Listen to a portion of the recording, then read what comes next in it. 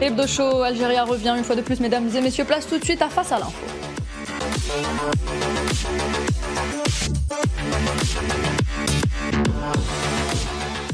Et dans Face à l'info, ce soir, on s'intéresse à cette relation compliquée qui lie l'Algérie à la France, une flamme que certaines personnalités politiques françaises tentent tant bien que mal de raviver. C'est vrai, il faut se le dire, mais que certains cherchent à éteindre définitivement. Mahdi sera d'accord avec moi. Vous connaissez ces personnes, plus la peine de vous les présenter. Ils sont facilement reconnaissables et leur maître mot détesté. L'Algérie et tout ce qui est algérien, un phénomène qui existe depuis la colonisation. Pour en parler, nous avons le plaisir d'avoir avec nous au téléphone monsieur Henri Pouillot, écrivain, auteur de l'ouvrage La nostalgie de l'Algérie française et de l'OAS. Bonsoir. Bonsoir. Merci d'être avec nous ce soir. Merci de nous accorder de votre temps. À votre disposition. Il y a également avec nous ce soir monsieur Yann Brossa, sénateur de Paris. Bonsoir Yann Brossa.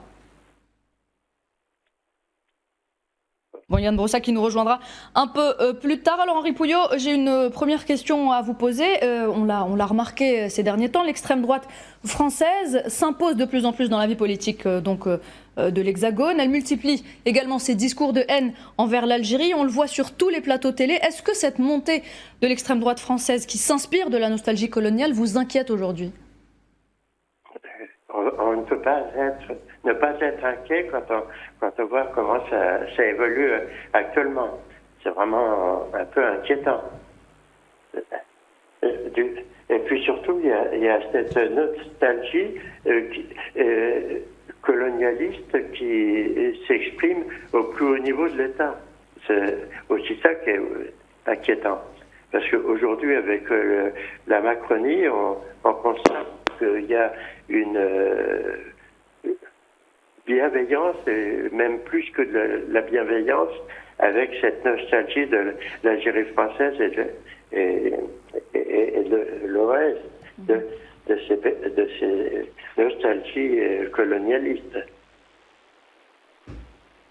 Il y a plusieurs exemples qui le montrent.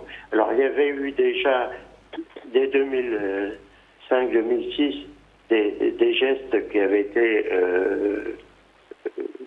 accomplis dans ce sens-là très significatif, mais avec la Macronie, on a des choses beaucoup plus nombreuses. On est d'accord, monsieur Pouillot, on a finalement aujourd'hui normalisé le retour du discours des nostalgiques de l'Algérie française. Est-ce qu'on peut parler d'un héritage assumé de la France actuelle ? Je ne dirais pas forcément de la France actuelle, mais d'une caste politique de droite et d'extrême droite qui essaie de surfer à partir du passé de ces questions et de faire une sorte de réhabilitation dans ce domaine.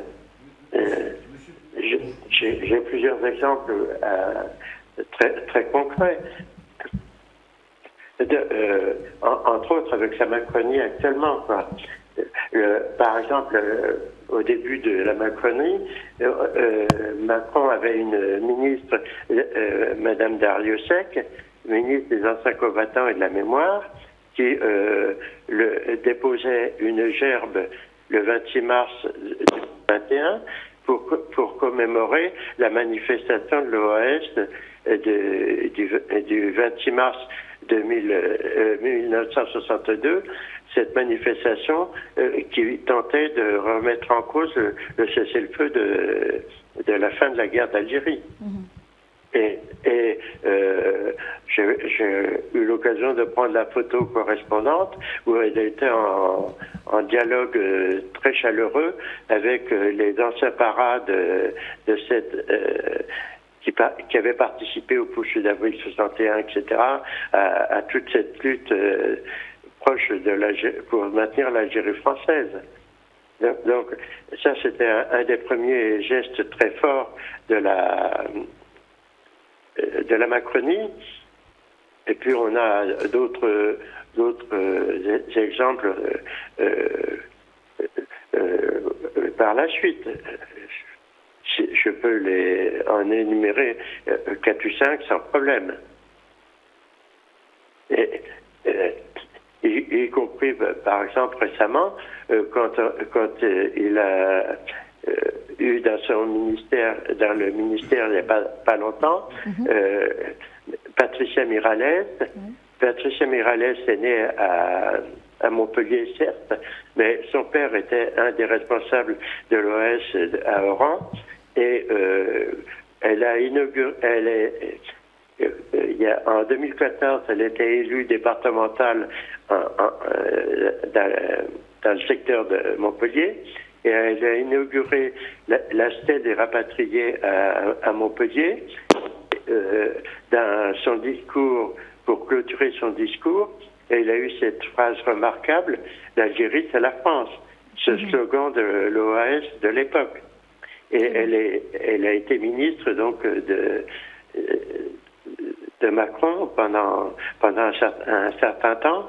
Et Macron ne peut ne pas connaître ses origines et son passé politique. Oui. Il a des services accessibles pour lui permettant d'avoir tous les renseignements dont il a besoin dans ce domaine. Très bien. Yann Brossat vient de nous rejoindre. Yann Brossat, bonsoir. Bonsoir. Merci d'être avec nous ce soir. Je rappelle que vous êtes sénateur de Paris.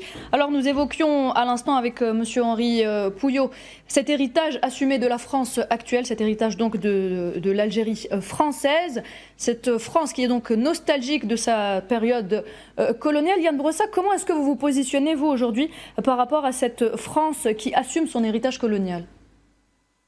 Cela m'inquiète. Alors je ne pense pas que ce soit le cas de tous les Français, loin de là, mais ce qui est sûr, c'est que la droite et l'extrême droite surfent sur la nostalgie de la colonisation et la nostalgie de l'Algérie française. Ça, assurément, on a vu ces dernières années, ça a été dit à l'instant, beaucoup de maires de droite et d'extrême droite, notamment dans le sud-est de la France, ériger des stèles en hommage aux terroristes de l'OAS. Mais vous savez, plus récemment encore, il y a quelques jours, à Paris, notre candidat, le candidat de la gauche, Emmanuel Grégoire, pour les élections municipales, a proposé d'ériger un monument en hommage aux victimes de la colonisation. Oui. Et il a proposé que Paris engage un grand travail de mémoire sur la colonisation.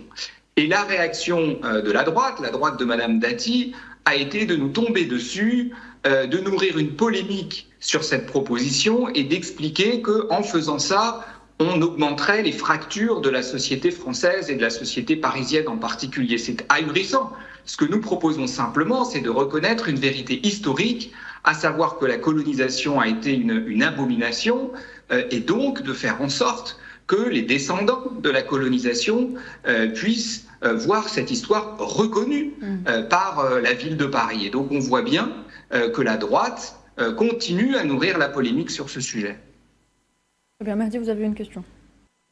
Vous me parlez de Madame Dati, après nous connaissons tous pour qui roule Madame Dati et qui sont ces dirigeants, on va dire, extra-français qui lui disent de taper sur l'Algérie, sur tout ce qui est algérien du matin au soir. Complément d'enquête en fait partie. On reviendra sur le sujet ultérieurement. Moi, ce que je veux vous demander, Monsieur Brossat, c'est est-ce que les gens comprennent que l'Algérie n'est plus une colonie française, n'est plus française? Est-ce que ces gens qui sont nostalgiques de l'OAS, qui ont toujours un os à travers la gorge par rapport à l'Algérie, qui ne veut pas passer depuis 64 ans maintenant, ne comprennent pas que l'Algérie est un pays indépendant, libre et souverain, et que l'Algérie est une puissance émergente du monde africain, du monde arabe et du monde méditerranéen? Moi, c'est ça la question que je veux vous poser, Monsieur Brossat, vous qui êtes à l'intérieur justement du carcan politique français. Est-ce que ces gens comprennent bien que l'Algérie n'a plus strictement rien à voir avec la France de l'époque, et que l'Algérie aujourd'hui, c'est 48 millions d'Algériens. L'Algérie aujourd'hui, c'est 12 millions de personnes qui sont scolarisées. L'Algérie, c'est 250 000 étudiants qui sortent chaque année des universités avec un diplôme. L'Algérie, c'est un pays continent qui est en train de se développer à vitesse grand V. Est-ce que les gens s'en rendent compte, Monsieur Brossat? Je pense qu'il y a la France, Et puis, il y a un certain nombre de responsables politiques français qui ne représentent pas l'ensemble de la population française. L'Algérie est un grand pays qui doit être respecté. Et j'ai d'ailleurs apprécié les propos que Ségolène Royal a tenus il y a quelques semaines lorsqu'elle est venue en Algérie. Je pense que la grande majorité des Français ont tourné la page de l'Algérie française. Simplement, il y a un certain nombre de responsables politiques, Bruno Retailleau en étant sans doute. Alors on a juré, M. Brossa, de ne plus prononcer son nom ici. C'est ou Is No Good ou Ratatouille. On a promis de ne plus dire son nom ici.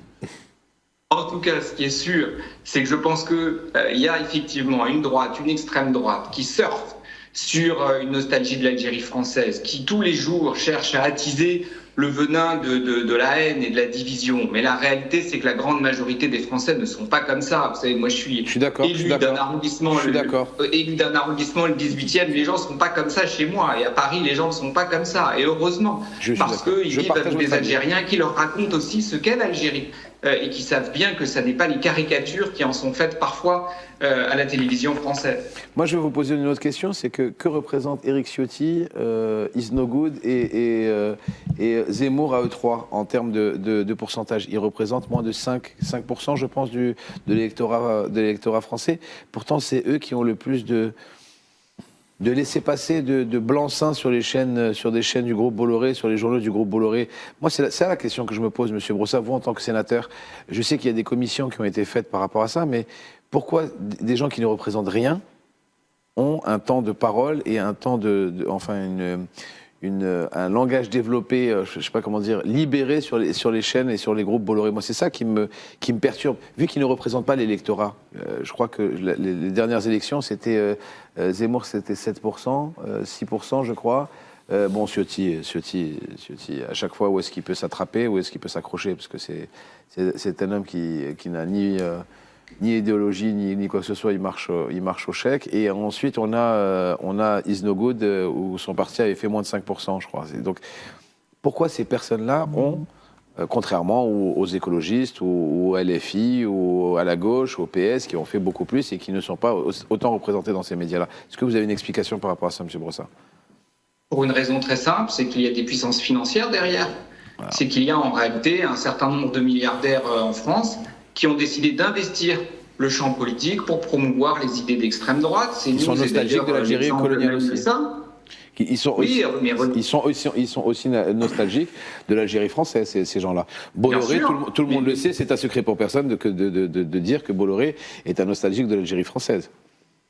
Bien sûr, et tous ces gens ont décidé de mettre une partie de leur argent, ils en ont beaucoup, mais une partie de leur argent pour promouvoir ces idées-là. Regardez une station de radio comme Europe 1, qui était une station de radio tout à fait respectable, dans laquelle on pouvait débattre et discuter sereinement. C'est devenu, depuis qu'elle a été reprise par Bolloré, une radio spécialisée dans la promotion des idées d'extrême droite, la nostalgie de la colonisation, etc. Et donc on voit bien comment une partie des puissances financières, une partie du capital, a basculé sur le terrain de l'extrême droite. On est d'accord. Moi, je suis d'accord avec vous. On va retourner vers Monsieur Henri Pouillot. Henri Pouillot, vous êtes toujours avec nous? Oui, j'écoute. Alors, vous avez, dans votre ouvrage « La nostalgie de l'Algérie française et de l'OAS », vous avez prédit ce que nous sommes en train de vivre aujourd'hui. C'est le résultat de la normalisation de ce discours de l'extrême droite. Est-ce que c'est la réhabilitation d'un parti d'extrême droite en parti républicain? On constate dans les faits qu'il y a toute une série de gestes, y compris au plus haut niveau de l'État, par Macron lui-même, de réhabilitation de fait de l'Ouest et de la nostalgie de l'Algérie française. J'évoquais le 26 mars 62, où dans quelques jours il va faire déposer une gerbe pour commémorer la manifestation de l'OAS du 26 mars 1962 qui voulait remettre en cause le cessez-le-feu de la guerre d'Algérie et essayer de garder l'Algérie française. On a deux ministres qu'il a choisis, qui se sont montrés très clairement pro-Algérie française, que ce soit Dario Sec au départ ou Patricia Miralles plus récemment. Ou Tabarot, monsieur le ministre des Transports, Tabarot, où sa sœur et lui sont des enfants de l'ancien patron de l'OS à Oran. Et le 5 juillet, on aura aussi une gerbe de Macron et une gerbe de la ministre des Anciens Combattants et de la Mémoire qui va être déposée au Quai Branly pour honorer la manifestation du 5 juillet à Oran. Donc, il le fait depuis qu'il est élu et je pense pas qu'il va changer avant de partir. Pour lui, c'est devenu une tradition logique, etc. Il ne faut pas oublier que le 30 septembre 2021, il a invité toute une série d'acteurs, dont le petit-fils de Raoul Salan, responsable des cercles algérianistes, pour évoquer les rapports dans ce domaine. Oui. Très bien, merci. Merci Henri Pouillot pour vos réponses. Yann Brossa, je reviens vers vous. On va se remettre à parler de cette relation entre Alger et Paris. Vous avez évoqué tout à l'heure la venue de Ségolène Royal à Alger et de tout ce qu'elle a déclaré lorsqu'elle était là. On a vu que Ségolène Royal avait été pas mal décriée du côté de l'extrême droite. Beaucoup de personnes l'ont lynchée, si on peut dire les choses ainsi. Est-ce que vous pensez justement que l'extrême droite a pour but aujourd'hui de saboter tout dégel, toute reprise des relations entre Alger et Paris? Oui, bien sûr. L'extrême droite ne veut pas qu'en France, on puisse traiter l'Algérie comme un pays libre et souverain, avec lequel on puisse discuter d'égal à égal, ce que Ségolène Royal a fait lorsqu'elle est venue chez vous. Ce que Laurent Nunez a fait, M. Brossa. Tout à fait. Ce que M. Laurent Nunez a fait quand il est venu, quand il s'est déplacé, il a été reçu avec respect parce qu'il a montré du respect justement envers son interlocuteur, le ministre de l'Intérieur, Saïd Saïd. Donc c'est ça la marche à suivre. Et vous avez tout à fait raison, et je vous rejoins, M. Brossa, et en tant que sénateur, vous avez justement la parole qui compte, c'est que de dire que des personnes qui ne comptent pas sur l'échiquier politique, qui n'ont aucun poste sur l'échiquier politique national, font autant de capharnaüm, de bruit, de brouhaha pour saboter les relations, la reprise des relations bilatérales algéro-françaises. Et c'est ça, pour moi, la question essentielle le pourquoi du comment, en quelque sorte. C'est pourquoi ils mettent autant d'énergie et d'entrain pour saboter cette relation bilatérale. Cette reprise des relations, ce dégel entre Alger n'est-ce pas, M. Brossa? Je vous laisse... Absolument, mais ce que je vois avec satisfaction, c'est que le bon sens finit quand même par cheminer. Et quand je vois quand même le contraste entre ce qu'on a aujourd'hui avec Laurent Nunez, ministre de l'Intérieur, et ce qu'on a connu avant, je ne citerai pas son nom, on voit bien que les choses évoluent, et tant mieux. Et tant mieux que les choses évoluent dans le bon sens. Monsieur Broussard, vous avez un homme politique d'extrême droite qui est Robert Ménard, qui dit que la cohérence c'est chez lui, que sa rancœur vis-à-vis de l'Algérie découle justement de l'indépendance de l'Algérie. Mais il dit qu'il regrette clairement l'Algérie française. L'Algérie française, etc. Et Mahdi a bien rappelé que cette Algérie n'existe plus, cette Algérie est un pays souverain. Alors ma question, M. Broussard, est-ce que cet esprit de rancœur par rapport au passé, par rapport au colonialisme, va disparaître avec le temps? Est-ce que la nouvelle génération, je ne parle pas bien sûr de ceux qui sont recrutés par le RN, le Rassemblement national ou l'extrême droite, est-ce que cette rancœur vis-à-vis de ce passé colonial que la France finalement ne veut pas admettre va disparaître avec le temps? D'abord, il est quand même invraisemblable que des responsables politiques prennent en otage nos pays respectifs avec leurs propres rancœurs, qui sont en réalité des rancœurs personnelles. C'est quand même incroyable qu'ils nous prennent en otage avec tout ça. Moi, ma conviction, effectivement, c'est que cette page finira par se tourner. Et que de toute façon, les relations entre nos pays, inévitablement, se réchaufferont dans les années qui viennent, notamment parce que les nostalgiques de cette période-là finiront par admettre que nous avons vocation à vivre et à travailler ensemble dans un pays, la France, où 10% de la population a d'une manière ou d'une autre des liens avec l'Algérie. Nous sommes condamnés à travailler ensemble et à le faire avec respect. Donc je pense effectivement que cette page-là finira par se tourner, heureusement. Merci Yann Brossa d'avoir été avec nous ce soir et d'avoir répondu à nos questions. Je remercie également Monsieur Henri Pouillot. Henri Pouillot, merci d'avoir été avec nous ce soir. Merci. Merci à vous, Merci messieurs. encore une fois. Alors, messieurs, on va continuer le débat entre nous. Tarek Hafid, est-ce que vous diriez aujourd'hui que ce phénomène de nostalgie que j'évoquais tout à l'heure en début de partie se transmet en France de génération en génération? C'est évident, on a évoqué plusieurs cas. Mehdi et puis nos invités ont cité des noms donc de personnes qui transmettent cette haine de l'Algérie. Et en fait, ce qu'on constate avec le temps, c'est que tout est imbriqué. En réalité, il y a une véritable stratégie.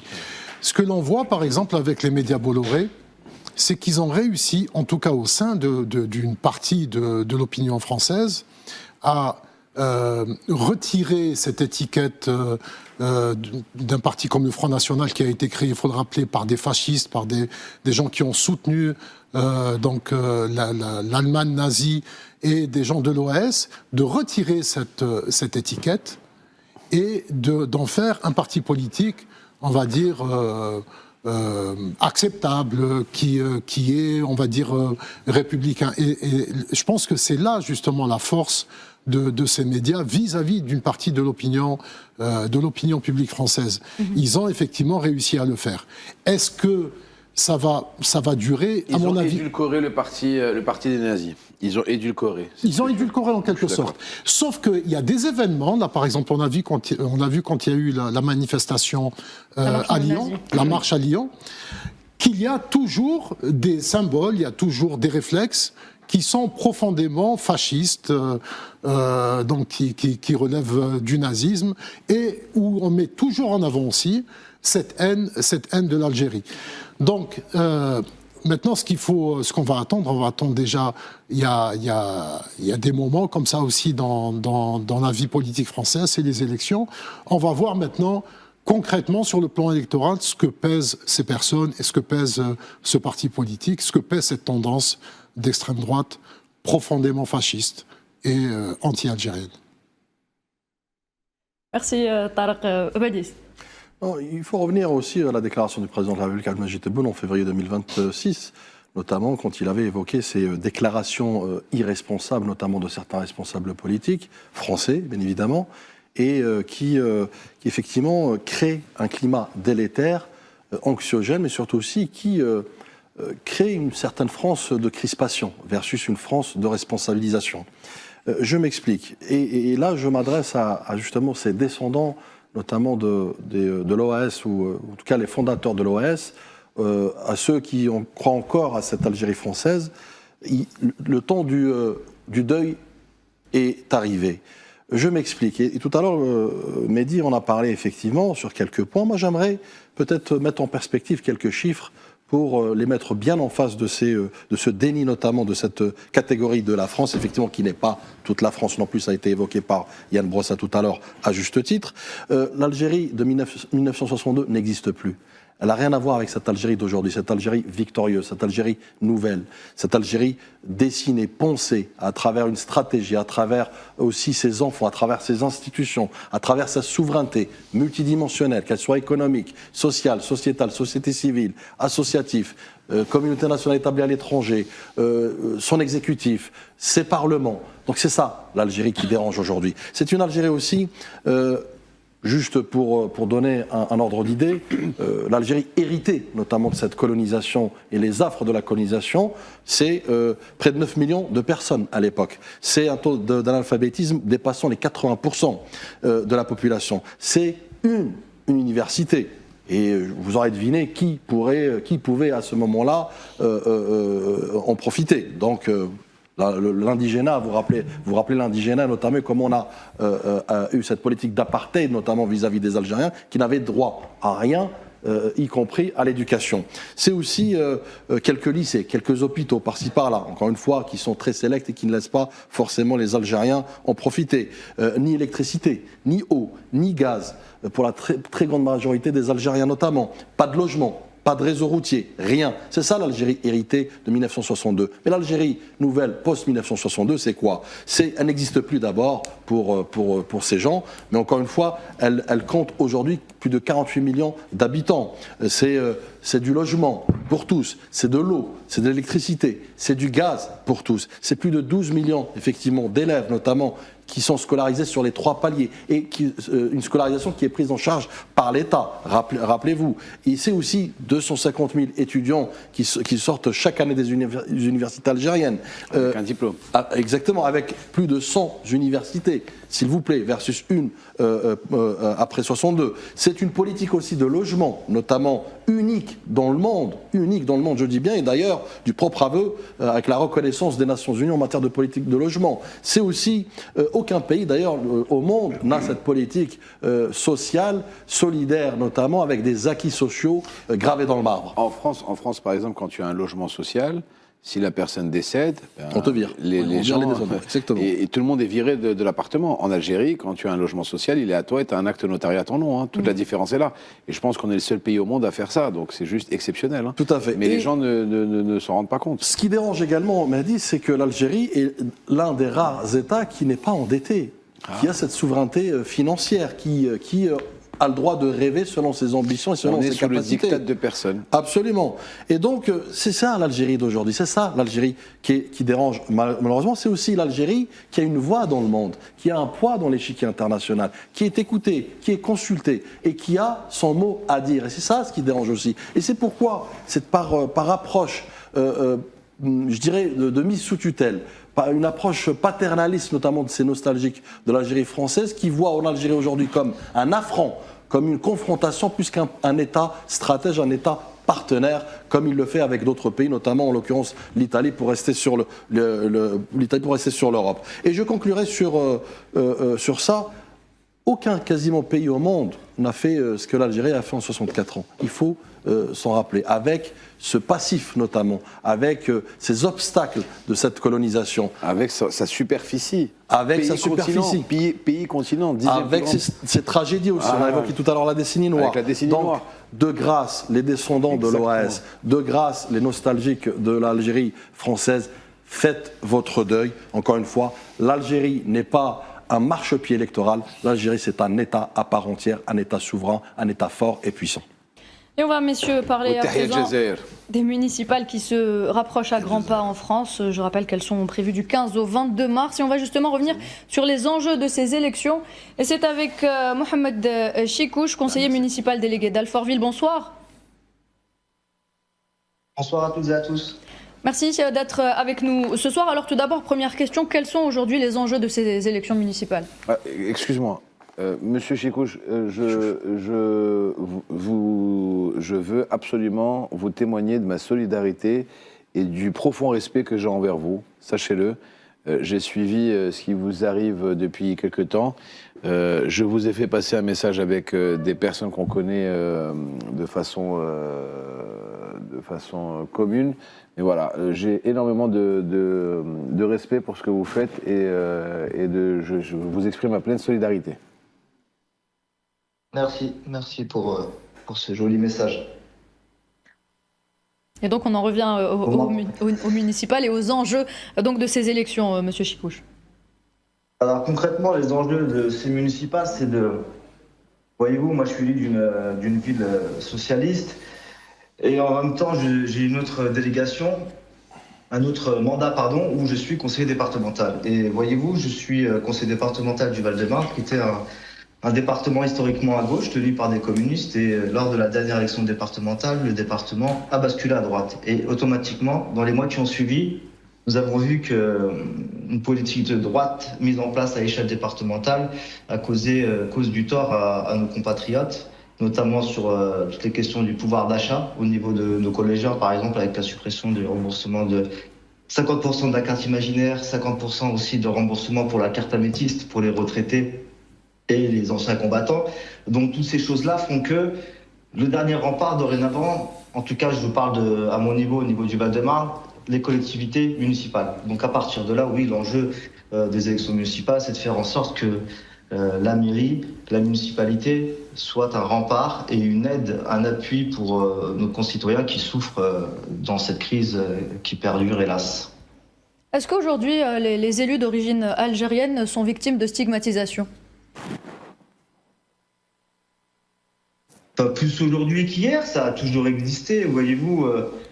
Sauf que là, maintenant, médiatiquement, on en parle, et puis certains s'en servent pour faire de la politique politicienne, mais ça a toujours existé. Maintenant, nous avons la chance d'être français et algériens et français. Donc à partir de là, il suffit tout simplement d'assumer qui nous sommes et de pouvoir œuvrer pour nos deux pays de manière, comment dirais-je, parfaitement équilibrée. Mais c'est surtout de l'assumer et regarder vous pensez pas, les gens dans les yeux. Vous pensez pas, Monsieur Chekouche, que le racisme a été complètement décomplexé, où maintenant c'est beaucoup plus visible, c'est beaucoup plus à la figure, on va dire entre guillemets, avant c'était un peu plus, on va dire de façon un peu plus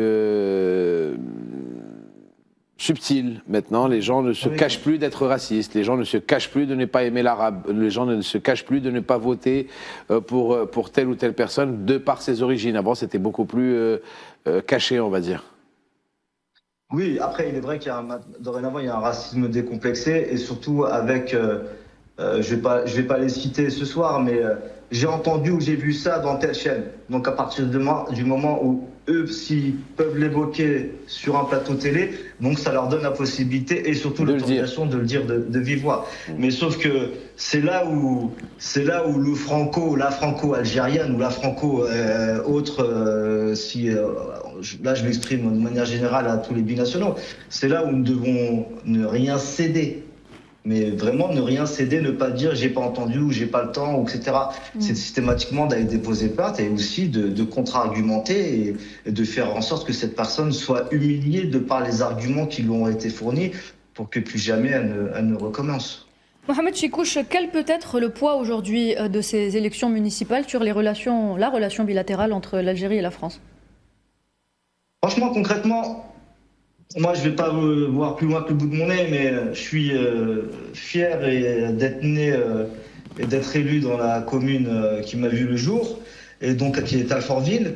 Et voyez-vous, à Alfortville, nous sommes jumelés officiellement avec la ville d'El Biar depuis 2011. Donc depuis 2011, nous avons des échanges où la municipalité s'est rendue sur place, la municipalité d'El Biar est venue à notre rencontre, nos jeunesses font des échanges sportifs, culturels, donc les uns vont et viennent, et nous avons même aussi une foire à l'artisanat où les artisans algériens sont mis à l'honneur une fois dans l'année. Tout ça se passe donc sur le territoire d'Alfortville, sans oublier, et là je fais une dédicace à mon ami Aïcha Mogdahi, où depuis 2022, donc nous organisons aussi une biennale, c'est-à-dire que pendant X temps, l'Algérie est mise à l'honneur. La dernière fois, c'était sur les écrivains algériens.